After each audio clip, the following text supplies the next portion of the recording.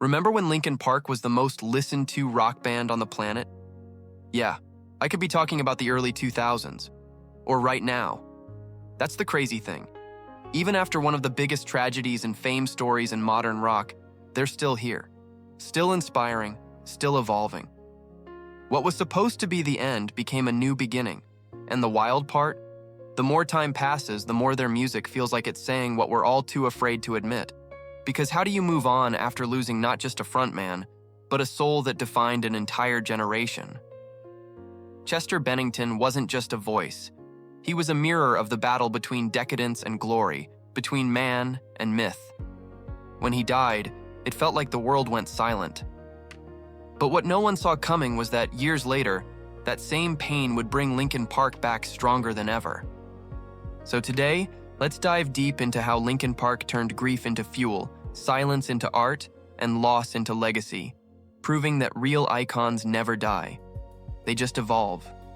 Late 90s, the internet was just being born, MTV ruled the world, and rock was flirting with rap like two kids who shouldn't be together. In the middle of that chaos, three friends, Mike Shinoda, Brad Delson, and Rob Borden, decided to form a band called Zero. Nobody believed in them. No label, no money, just pure hunger. And that hunger is what separates tragedy and fame from glory. They got rejected by 44 record labels. 44. Imagine hearing no that many times and still showing up the next day. But then in '99, Chester Bennington walked in, and everything changed. His voice wasn't just sound. It was emotion raw enough to make walls shake. When they renamed the band Linkin Park, it wasn't just a name. It was a promise. Either they'd become icons, or they'd die trying. Then came Hybrid Theory in 2000. Boom. A global explosion. Every lyric hit like a punch to the chest. The album became the soundtrack for every kid who didn't know how to explain their pain. It wasn't luck. It was persistence, sweat, and truth. They had no idea yet, but that was just round one of the fight for glory. And the cost of fame was waiting just around the corner.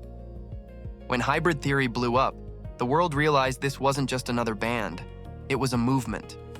One of those rare moments where fame and tragedy collide and create something timeless. Every chorus felt like a cry from a generation drowning in noise. The higher they climbed, the heavier it got. But that's the thing about glory. It shines brightest when it burns. Then came Meteora in 2003, proving it wasn't luck. Numb, faint, breaking the habit. Every track hit like therapy. They built a studio inside their tour bus just to keep creating, showing that real art doesn't wait for the perfect moment. Awards, MTV domination, unforgettable videos. Linkin Park had become icons of modern rock culture. Even the internet couldn't escape it. AMVs of Naruto mixed with Numb took over early YouTube. Teenagers crying over anime edits to Chester's voice. It was wild, emotional, universal. But the higher you go, the thinner the air gets. The crowd was screaming their name, but somewhere behind that noise, fame was already whispering its price. By 2004, Linkin Park had officially gone global. Their collab with Jay-Z Collision Course was a game changer. Rock and rap standing shoulder to shoulder. They won a Grammy, topped the charts, and proved that glory belongs to those who dare to cross the line. From the underground to the mainstream, they weren't just stars anymore. They were icons shaping culture itself. Then came Minutes to Midnight, 2007. With Rick Rubin producing, the band evolved again. What I've Done landed in Transformers after a casual chat with Megan Fox, the kind of random moment that shows how weird and powerful fame can be. And when New Divide dropped, instant hit. Linkin Park wasn't just dominating music, they were part of the movie industry's DNA. And hey, if YouTube was what it is today back then, their videos would have broken every record. So if this story hits you somewhere deep, drop a comment. What's your favorite Linkin Park song? Smash that like button and hit subscribe, 'cause trust me, the story's just getting started, and the next chapter isn't all sunshine and Grammys. Every band that hits the top faces the same choice: play it safe or risk everything. In 2010, they chose risk. A Thousand Suns flipped the script. Electronic, experimental, almost philosophical. Some fans loved it, others freaked out. It was the start of that uneasy dance between glory and decadence. But that's what icons do. They evolve, even when it hurts. With Living Things 2012, things got personal. Then The Hunting Party 2014 brought the aggression back, raw and loud, almost nostalgic. You could feel the tug-of-war between what the fans wanted and what the band needed to express. That's the curse of fame. Everyone wants a piece of you, but no one wants you to change. Then came One More Light 2017. Softer, sadder, vulnerable. Chester wasn't screaming anymore. He was pleading. Some fans didn't get it, calling it too pop, too emotional. They didn't realize it was a man fighting for his own light. Rock was fading from the charts, and Linkin Park was trying to adapt to a world that had already moved on. The tension was real, and the silence that followed would be deafening. 2017 broke hearts worldwide. Chester Bennington, the voice that carried a generation, was gone. Just 2 months after his friend Chris Cornell. It felt like one soul calling out to another. The media spun it as another case of tragedy and fame, but real fans knew better. Chester wasn't a headline. He was human, one who felt everything too deeply. He'd been open about his demons, depression, trauma, addiction, and his lyrics were therapy for millions. When the band and fans came together for Linkin Park and Friends Celebrate Life in honor of Chester Bennington, it wasn't just a concert. It was a collective cry. A mic standing alone, surrounded by flowers, while thousands sang Numb. That image burned itself into rock history. That's what an icon really is. Not untouchable, but unforgettable.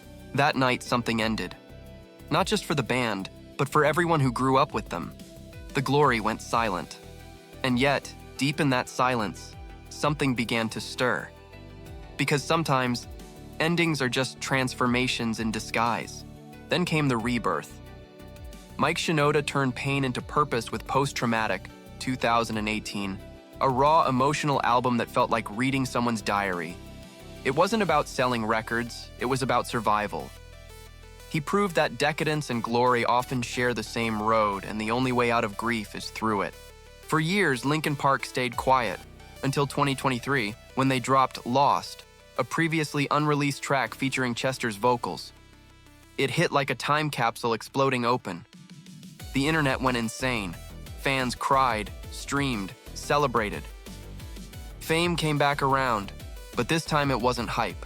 It was healing. Then 2024 arrived. From Zero dropped, with Emily Armstrong stepping in as the new vocalist. Everyone doubted until the numbers spoke. Number 1 in 15 countries, millions of streams, sold-out shows. The band wasn't chasing the past. They were building something new. Proof that even from the darkest tragedies, glory can rise again. True icons don't fade, they transform. Linkin Park's story proves one thing. Pain can destroy you, or rebuild you. Tragedy and fame can coexist, but only courage decides who you become. They fell, they broke, they rebuilt. And maybe that's the real message here. The climb isn't about never falling. It's about getting up one more time than you've been knocked down. So ask yourself, how many times have you quit just before your breakthrough? What if your ending is actually your beginning? Because the line between decadence and glory isn't luck, it's persistence. And like Chester once sang, sometimes we all just need a place to start again. Now tell me, what Linkin Park song changed your life? Drop it in the comments. Hit that like button, subscribe, and turn on notifications, because we've got more stories like this coming. The kind that remind you, even when the music stops, the echoes never really die.